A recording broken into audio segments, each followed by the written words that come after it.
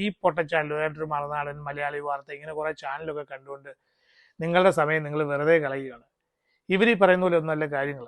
വെറുതെ ഇരുന്ന് നിങ്ങൾ ഈ യൂട്യൂബും കണ്ടുകൊണ്ട് വീണ വിജയനെ ഇപ്പോൾ അറസ്റ്റ് ചെയ്യും, അയ്യോ നാളെ അറസ്റ്റ് ചെയ്യുമോ, വാ ചിലപ്പോൾ മറ്റന്നാൾ അറസ്റ്റ് ചെയ്തേക്കും, ഇങ്ങനെയുള്ള പ്രതീക്ഷയോടെ ഇതിനകത്തേക്ക് നോക്കരുത്. ഇവിടെ ഉണ്ടാകുന്നത് ഈ SFIO വന്നിരിക്കുന്നത് അവരുടെ പ്രാഥമിക അന്വേഷണം സ്റ്റെപ്പ് 1 എൻക്വയറിക്കാണ്.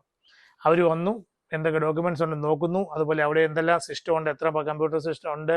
ഇത് കഴിഞ്ഞിട്ട് വീണ്ടും അവരുടെ ഓഫീസിൽ പോയി അതിനെ അനലൈസ് ചെയ്തിട്ട് അടുത്ത സ്റ്റെപ്പ് എന്തെടുക്കണം, ഇനി എങ്ങോട്ട് അന്വേഷിക്കണം, ഈ കാശ് കൊടുത്ത എക്സാലോജിക്കിന്റെ ഓഫീസിൽ പോയി അന്വേഷിക്കണോ അതോ മറ്റുള്ളവരുടെ ഓഫീസിൽ പോയി അന്വേഷിക്കണോ, അവരുടെ നിന്ന് വിശദീകരണം തരണോ, ഇങ്ങനെയുള്ള കാര്യങ്ങളൊക്കെ അവർ തീരുമാനിക്കും.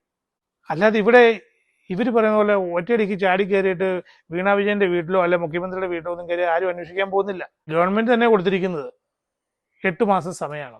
അതിനകത്ത് ആകെപ്പാടെ ഫസ്റ്റ് വീക്ക് പോലും ആയിട്ടില്ല. ഇതിനു മുമ്പ് ആരെങ്കിലുമൊക്കെ അറസ്റ്റും ഒക്കെ പ്രതീക്ഷിച്ചുകൊണ്ടിരുന്നത് എവിടെയും ഒന്നും സംഭവിക്കാൻ പോകുന്നില്ല.